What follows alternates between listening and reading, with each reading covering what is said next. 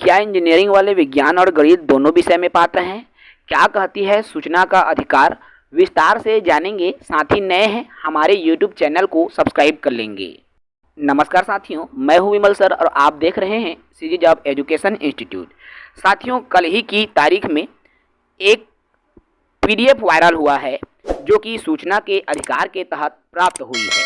और इस PDF में ये जो PDF है, छत्तीसगढ़ राज्य कृषि मंडी बोर्ड के तहत ये जो जानकारी सूचना के अधिकार के तहत मांगी गई थी, जो प्राप्त हुई है।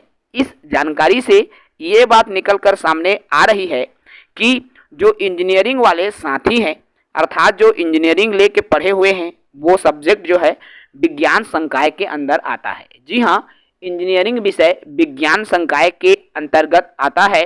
ये जो है इस सूचना के अधिकार के तहत जानकारी प्राप्त हो रही है। और ये सूचना के अधिकार के तहत जो जानकारी मिली, उसके आधार पर ज्येष्ठ सम परीक्षक सहायक सम परीक्षक भर्ती परीक्षा 2021 में चयनित इंजीनियरिंग विषय के 27 सहायक संपरीक्षक कार्यरत हैं, जो कि विज्ञान संकाय के अंदर आता है। अब मैं ये वीडियो क्यों बना रहा हूँ, क्योंकि आगामी समय में प्रदेश में शिक्षकों की भर्ती होनी है। ऐसे में इंजीनियरिंग वाले साथी इस PDF को अच्छे से संभाल कर रखेंगे।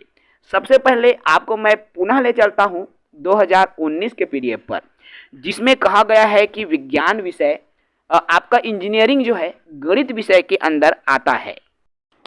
ये जो पोस्ट आपको दिख रहा है, देखिए सीडी व्यापम के तरफ से जब 2019 में शिक्षक भर्ती आई थी, उस दौरान ये जो है PDF जारी किया गया था, प्रेस विज्ञप्ति जारी किया गया था, जिसमें कहा गया था कि बी अर्थात इंजीनियरिंग डिग्री धारकों को शिक्षक पद हेतु ऑनलाइन आवेदन की सुविधा के संबंध में, अर्थात हाई कोर्ट के तरफ से इंजीनियरिंग वाले साथियों ने याचिका दायर किया था और याचिका में जजमेंट उनकी तरफ आया, अर्थात जीत हो गई इंजीनियरिंग वालों की। और इंजीनियरिंग वाले साथियों को शिक्षक वर्ग 2 में गणित विषय के शिक्षक बनाया गया, अर्थात गणित विषय में उनको प्राप्त किया गया है, प्रदान किया गया है पात्रता। इसको लेकर आप जो है आदेश देख सकते हैं, प्रेस विज्ञप्ति आपको दिख रहा है।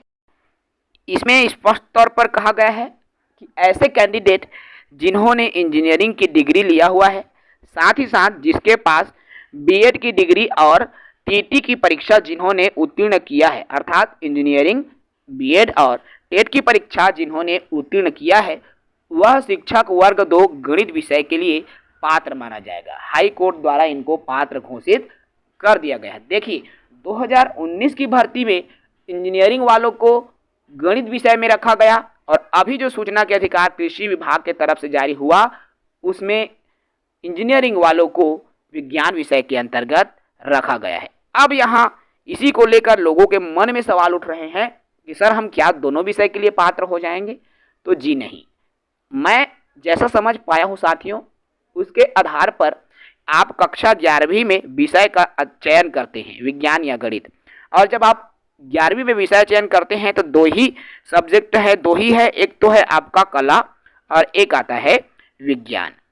इस कला के अंदर जहां मैं समझ पाया हूं, उसके आधार पर इस कला विषय में आपके कॉमर्स आता है और कॉमर्स वाले साथियों को कला की श्रेणी में रखा जाता है और कला आता है। जब विज्ञान की तरफ आप आते हो, इस विज्ञान विषय में मुझे जो लगता है उसके आधार पर कृषि आता है, गणित आता है और विज्ञान, अर्थात ये जो गणित है वह विज्ञान का ही उपभाग है।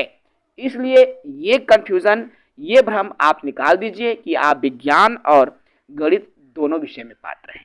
इसका ये अर्थ है कि गणित जो है विज्ञान विषय के अंदर आता है और चूंकि आप भी इंजीनियरिंग वाले हैं, विज्ञान विषय के अंदर आते हैं, तो आप शिक्षक वर्ग 2 में गणित विषय के लिए ही पात्र होंगे, न कि विज्ञान, क्योंकि विज्ञान का ही उपभाग है गणित और इंजीनियरिंग गणित में आता है और गणित जो है विज्ञान का ही हिस्सा है। इसलिए इंजीनियरिंग को विज्ञान का हिस्सा सूचना के अधिकार में बताया गया है, जहां तक मैं समझ पाया हूं।